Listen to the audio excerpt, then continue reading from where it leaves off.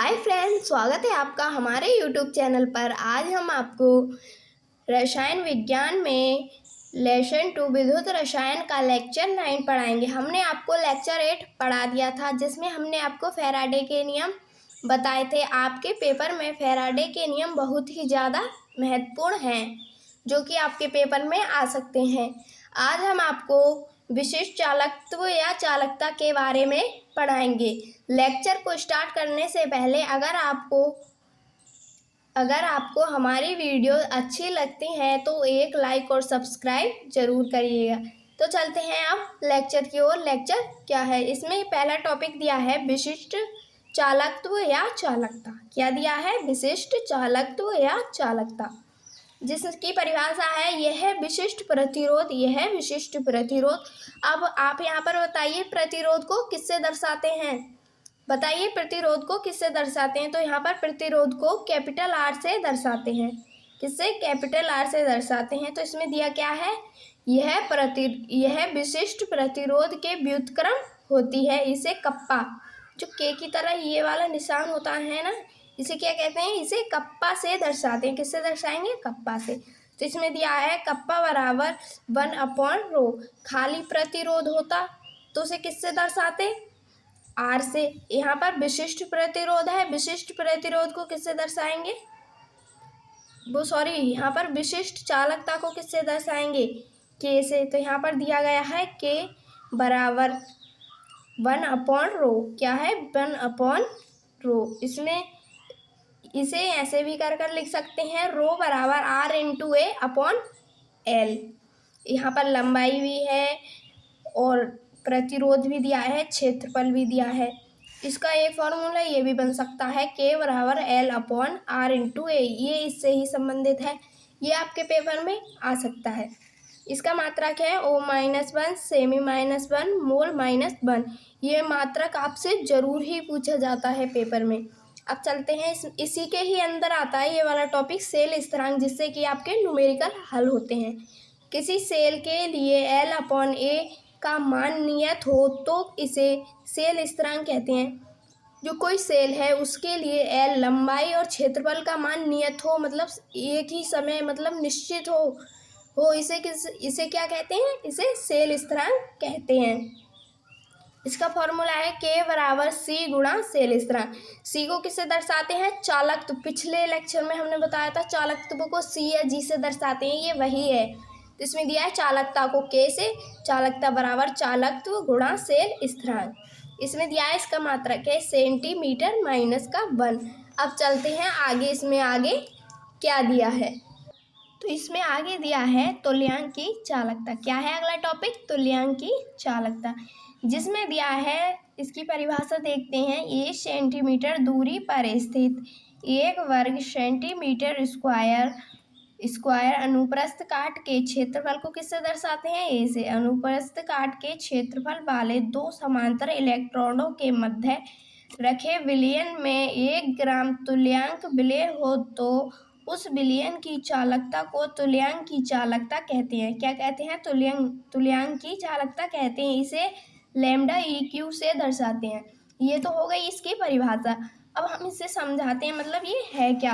यहाँ पर देखते हैं ये एक विलयन है, मतलब ये एक पात्र दिया है। ये मैं ऐसी बना रही हूँ। इसमें क्या भरा हुआ है? जल भरा हुआ है। क्या है? जल भरा हुआ है। इसमें 1 सेंटीमीटर की दूरी पर स्थित अनुप्रस्थ काट, मतलब दो वो रखे हैं इसमें रॉडें, इलेक्ट्रोड्स।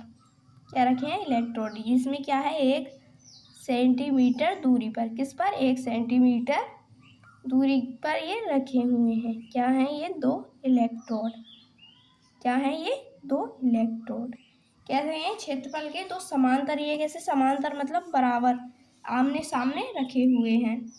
1 ग्राम इनमें तुल्यांक विलय हो तो विलयन की चालकता तुल्यांक की चालकता कहते हैं। इसमें क्या होगा? 1 ग्राम तुल्यांक विलय।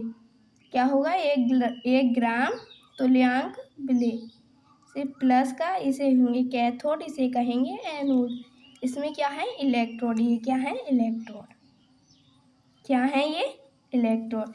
इसमें क्या है? 1 ग्राम 1 सेंटीमीटर स्क्वायर क्या दिया है? अनुप्रस्थ काट के क्षेत्रफल। क्या है 1 सेंटीमीटर स्क्वायर। तो इसकी जो सारे विलयन की जो चालकता होगी उसे क्या कहेंगे, तुल्यांक की चालकता। जो चालकता जो चलेंगे जब विलयन इधर से उधर मूवमेंट होगा इसका, तो इसे क्या कहेंगे, तुल्यांक की चालकता। और इसे दर्शाते किससे हैं, लैम्डा EQ से दर्शाते हैं। अब चलते हैं अगले टॉपिक पर। इसका अगला टॉपिक क्या है, उम्मीद है आपको ये वाला टॉपिक समझ में आ गया होगा। इसकी परिभाषा भी हमने आपको बता दी थी। अब चलते हैं अगले टॉपिक पर, जिस पर अगला टॉपिक है मोलर चालकता। क्या है, मोलर चालकता। इसमें दिया है 1 सेंटीमीटर, ये भी इसी की ही तरह है, इसमें थोड़ा सा चेंज है बस। 1 सेंटीमीटर की दूरी पर स्थित 1 सेंटीमीटर स्क्वायर अनुप्रस्थ काट वाले दो समांतर विलयन में 1 ग्राम मोल विद्युत अपघट्य में घुला हो तो उस विलयन की चालकता को मोलर चालकता कहते हैं। इसे लैम्डा m से दर्शाते हैं। इसे किससे दर्शाते थे, लैम्डा EQ से। इसे किससे दर्शाते हैं, लैम्डा m से दर्शाते हैं। इसमें भी मोलर चालकता दिया गया है, मोलर चालकता कहलाती है। इसमें दिया गया है तुल्यांक की चालकता कहलाती है। ये दोनों सेम है, बस थोड़ा सा ही अंतर है इसमें।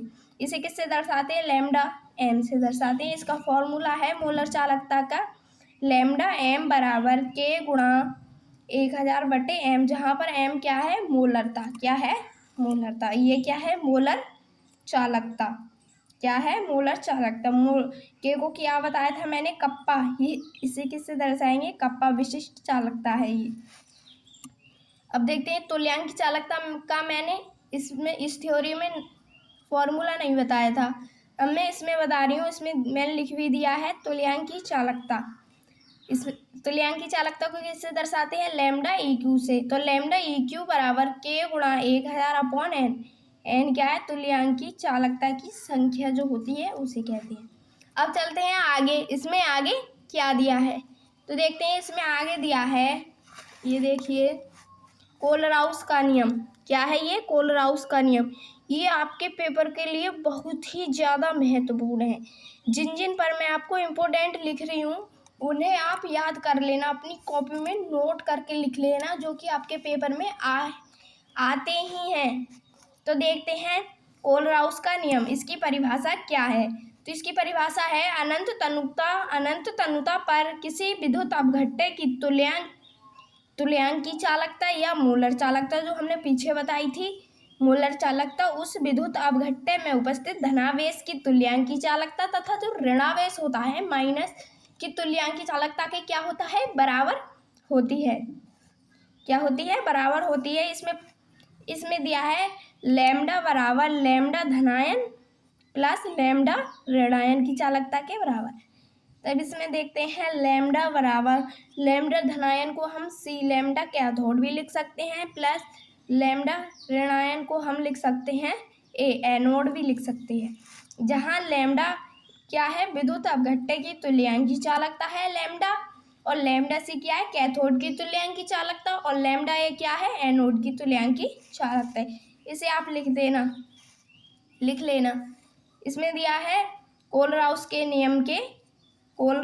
नियम के प्रयोग। क्या है, कोलराउस के नियम के प्रयोग। ये भी आपके पेपर में आ सकते हैं। ये अगर कोलराउस का नियम और उसके प्रयोग आए तो ये आपके पेपर में 5 मार्क्स का आएगा। कितने, 5 मार्क्स का।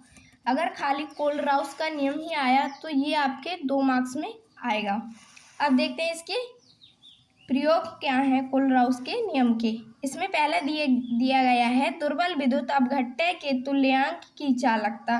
जो दुर्बल विद्युत अपघट्य है उनके तुल्यांक की चालकता नहीं की जा सकती है, की जा सकती है। जो दुर्बल विद्युत अपघट्य हैं के तुल्यांक की चालकता की जा सकती है, उनकी तुल्यांक की चालकता की जा सकती है कोलराउस के नियम के प्रयोग के अनुसार। इसमें दूसरा है दुर्बल विद्युत अपघट्य के वियोजन की मात्रा की गणना की जा सकती है। जो दुर्बल विद्युत अपघट्य हैं उनका जो वियोजन होता है उनकी मात्रा की गणना हम कर सकते हैं कोलराउस के नियम के प्रयोग से। तो इसमें इसका उदाहरण है NaCl सोडियम क्लोराइड विलयन के आयतन पर सोडियम आयन Na+ आयन तथा क्लोरीन ऋणायन आएगा, यहाँ पर माइनस आएगा, बनता है। तो NaCl की अनंत तनुता पर मोलर ये क्या है, मोलर चालकता। क्या है, NaCl की अनंत अनुता पर मोलर चालकता। अब इससे संबंधित आपको कुछ फॉर्मूले दिए जाएंगे जो मैं आपको बता रही हूँ। इसके फॉर्मूले क्या हैं? इसके सूत्र दिए गए हैं। लैम्डा अनंत, इसमें अनंत अनुता, अनंत का चिन्ह कैसे बनता है? ये होते हैं ना लेटे हुए 8, मतलब इस उसमें होते हैं, इस पोजीशन में, तो इसे क्या कहते हैं? अनंत। क्या कहते हैं? अनंत। तो लैम्डा अनंत NaCl बराबर, Na क्या है? धनायन, पॉजिटिव आयन, प्लस Cl क्या है? ऋणायन आयन। यहाँ पर अनंत जरूर ही मिलेगा रखा हुआ। ये तो बन गया फॉर्मूला नंबर 1। अब इसमें देखते हैं दूसरा है लैम्डा अनंत CH3COOH। इसे क्या कहेंगे? एसिटिक एसिड, और इसे क्या कहेंगे? Sodium chloride. तो इसमें दिया है बराबर लैम्डा अनंत बराबर CH3COO माइनस, क्या आ गया यहाँ पर? ऋणायन, प्लस H क्या बचा? H का चार्ज क्या होता है? पॉजिटिव, धनायन होता है। इसमें दिया गया है तीसरा है लैम्डा अनंत CH3COOH बराबर लैम्डा अनंत CH3COONA। इसमें पता है आपको, जो ऋणायन होगा उसमें पॉजिटिव चला जाएगा, और जो धनायन होगा उसमें ऋणायन चला जाएगा, मतलब नेगेटिव चला जाएगा। तो इसमें देखते हैं, ये देखो, ये इसमें ऋणायन था, इसमें पॉजिटिव था, तो इसमें ऋणायन में पॉजिटिव आ जाता है, मतलब इनका उल्टा हेर फेर हो जाता है। इसमें आ गया ये पॉजिटिव, H क्या है? धनायन में, इसमें Cl क्या है? नेगेटिव, तो यहाँ पर क्या आ गया? नेगेटिव, माइनस क्या निकल गया? NaCl, जो NaCl का ही तो बना था ये, तो ये क्या हो गया? NaCl निकल गया। इसी फॉर्मूले से आपके पेपर में न्यूमेरिकल जो आते हैं वो सॉल्व होंगे, वो सॉल्व हो जाएंगे। अगर सॉल्व करने के लिए ना आए तो आपसे ये फॉर्मूले पेपर में ज़रूर पूछ सकते हैं। क्या पूछ सकते हैं? ज़रूर पूछ सकते हैं। उम्मीद है आपको यह वीडियो समझ में आ गई होगी, कोलराउस के नियम समझ में आ गए होंगे। अगर ये आपको समझ में आ गए या अच्छे लगे तो चैनल को सब्सक्राइब ज़रूर कर देना। Thank you.